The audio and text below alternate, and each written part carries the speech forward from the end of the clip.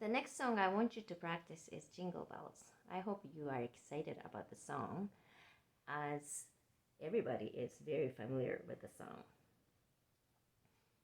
Couple of things I noticed many students stumble in the same way is this repeated note, like a 5 of them repeated F, and at the end somehow this phrasing everybody makes the same mistake.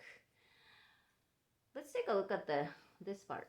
It says 1 2 3 4 5 F, and when you play this phrase, I want you to think about 1 2 3 4 1 2 3 4 1 2 3 4 1 2 3 4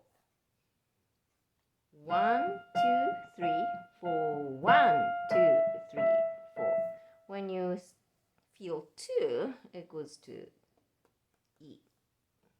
1 2 3 4 1 2 3 4 1 2 3 4 1 2 1 2. I'll do that one more time. 1 2 3 4 1 2 3 4 1 2 3 4 1 2 3 4.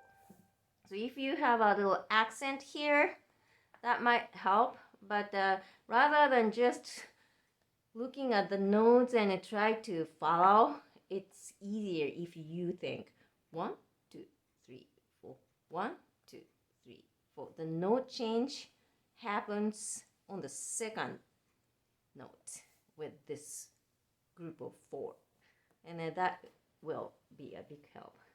Another thing is at the end, then again it's this repeated note, and on the second beat it changes 1 2 3 4 1 2 3 4, and somehow the last note, it's D.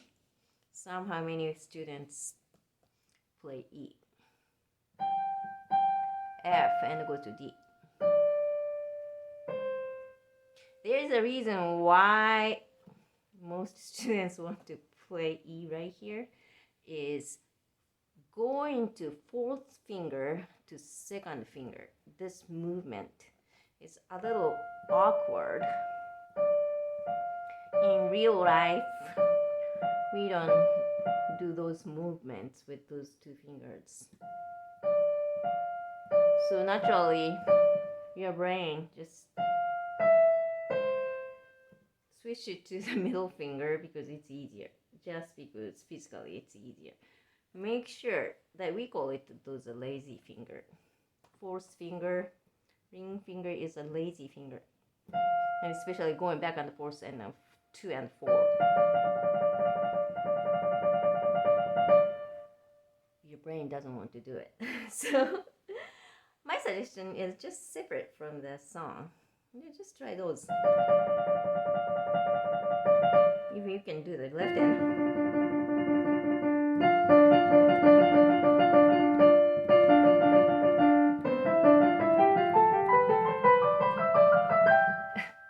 If you can try, that would be great. You can do that too. It's just a little physical exercise. Helps to not to hit E instead of D.